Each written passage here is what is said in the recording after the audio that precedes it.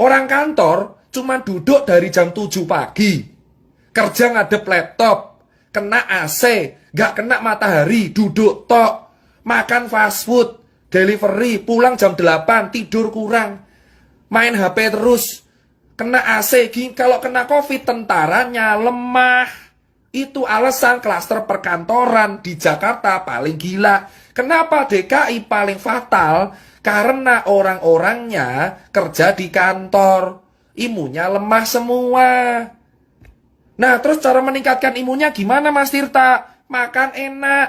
Makanya ketika COVID ini yang selamat justru orang kecil. Kenapa orang kecil? Orang susah, karena mereka terbiasa hidup susah. Jangankan COVID, hepatitis A, B, C, D, E, F, G, sampai H aja mereka selamat. Itulah alasan. Emang orang kecil itu ketinggalan di duniawi, tapi soal COVID mereka selamat pertama kali. Saya bisa statement ini kenapa? Saya melihat di lapangan, kuli panggul di Wonokromo, kuli panggul di Makassar, kuli panggul di Pasar Legi Solo, itu yang selamat duluan. Kenapa? Mas, mereka ini makan 2 kali sehari nasi tempe, gak cuci tangan, tapi selamat. Kenapa? Tentaranya kuat. Jangankan COVID, DB aja bisa selamat. Keroi selamat. Paham sekarang kawan-kawan? Paham? Lah terus obat COVID apa Mas? Pasien yang dirawat COVID itu ada 2. Ini adalah jawaban buat kalian semua yang bertanya kepada saya. Pasien COVID itu diapain? Gini, kalau dia OTG, dia cuma dikasih diet tinggi protein. Jadi banyak makan makanan yang mengandung protein. Telur putih, ikan, salmon, makan enak. Pengobatan COVID ini makan enak. Sumpah, pengobatan COVID saya lihat sendiri pasien COVID itu dikasih makan semua enak. 3 kali sehari gitu, makannya enak, dikasih infus 20 TPM RL. Terus kalau batuk dikasih obat batuk, nyeri telan dikasih obat anti nyeri telan. Kalau misalkan panas dikasih paracetamol, dikasih vitamin B kompleks, sama dikasih vitamin C. Lah kalau bergejala gimana Mas? Kalau sesak napas, pakai obat contoh Avigan, hidrokloroquin, ambroxol, salbutamol, dan kawan-kawannya. Kalau sampai pneumonia, dia masuk ICU, pakai ventilator kalau gagal nafas. Tapi tetap pengobatannya adalah antibiotik dosis tinggi. Jadi diharap antibiotik dosis tinggi ini kan buat bakteri. Antibiotik ini diharapkan bisa menumbuhkan tentara-tentara kita di dalam tubuh biar menang. Loh, berarti obat kita antibody Mas. Benar, caranya apa? Makan bro. Nah makanya saya bilang, gimana kita mau mengharapkan warga kita sehat kalau nggak ada yang bisa makan? Makanya biayanya mahal karena mangan enak. Paham bosku sekalian? Paham? Itulah artinya kenapa saya bilang dari kemarin, kita percuma menjaga protokol kesehatan jika kita tidak bisa memberikan ketahanan pangan untuk warga kita. Makanya saya salut sama Jering karena dia membagikan makanan. Makanan adalah nutrisi, nutrisi penunjang antibodi. Protein itu zat pembangun antibodi paling kuat. Menjadi limfosit, lalu ada IG, imunoglobulin, M dan G, itulah pelawan-pelawan COVID di dalam tubuh. Gimana orang mau sehat kalau nggak bisa makan? Kalau kita cuma pakai masker, tapi kita nggak makan, sama aja tetap sakit, dasarnya udah salah. Itulah yang saya bilang, 3M memang harus dilakukan, tapi menjamin warga kita bisa makan itu juga penting. Maka saya bilang selama warga kita nggak bisa makan, COVID tetap akan ada karena giliran. Yang selamat duluan rakyat kecil.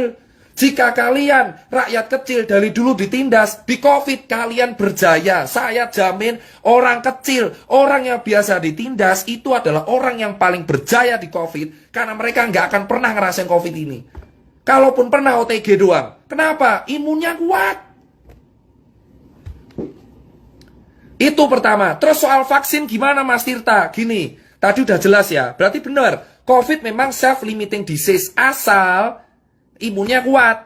Kalau imun nggak kuat, pakai obat. Loh Mas Tirta, soal vaksin gimana? Oke, kita udah tahu. Tentara. Nah, akhirnya WHO pakai cara instan, ya disebut vaksin. Vaksin ini adalah virus dilemahkan. Jadi tentara kita diadaptasikan karena kita tahu warga kita rata-rata hidupnya adalah di kantor. Nah, virus ini digebuki dulu di luar. Asuwe jancuk. Nah, virus ini digebuki di luar. Virus COVID ini digebuki di luar.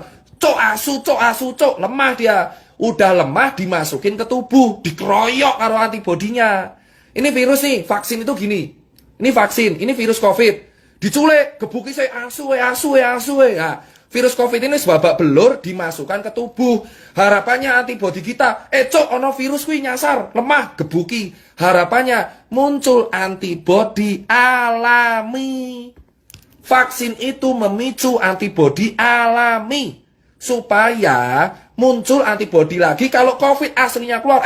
Asu koncoku diculik ning jerone Tirta, COVID datang nyusul. Sudah ada tentaranya. Nah, vaksin itu begitu. Makanya kalau dibilang vaksin ini untuk apa? Untuk orang-orang. Makanya kalau ada orang kecil bilang, saya nggak mau divaksin COVID. Wah, hidupnya di lapangan. Ya wes. Makanya vaksin COVID ini diutamakan untuk orang-orang yang emang secara struktural imun lemah. Jadi vaksin itu berisi virus COVID. Wes babak belur. Sudah hancur lebur, dihajar. Tapi nggak dimatiin. Kan anjing ya. Ini disikat nih virus COVID. Nggak dibunuh. Dibuat sekarat. Masukin tubuh, harapannya dikeroyok lagi sama orang antibodi kita, tentara kita. Muncul antibodi alami. Jadi kalau COVID yang kuat datang, kita kuat. Nah, berarti apa? Vaksin ini mencegah. Bosku. Antibodi kita tuh main hakim sendiri. Emang benar. Antibodi kita tuh barbar. Ada orang asing sikat, itu antibodi kita. Cuman kadang lupa ingatan. Mereka lupa, dipikir virusnya lemah semua. Nah, antibodi kita itu kalau kuat, kalau kita terbiasa kena infeksi, satu, atau kedua, makan enak. Makanya kenapa ada berkata, kenapa gelandangan nggak pernah kena COVID? Kenapa orang gila nggak pernah kena COVID? Kenapa orang-orang nggak pernah kena, yang jalanan nggak pernah COVID? Karena mereka terbiasa hidup di lapangan yang infeksinya jauh lebih gila, bro. Bro, di lapangan kuli itu infeksi lebih gila. Hepatitis A, herpes zoster, terus hepatitis B, C, D, E, F, G, H, DBD ada 4. Wah, H1N1. Wah, gila bro. Makanya orang-orang lapangan kuat. Nah, sekarang kan kalian tahu.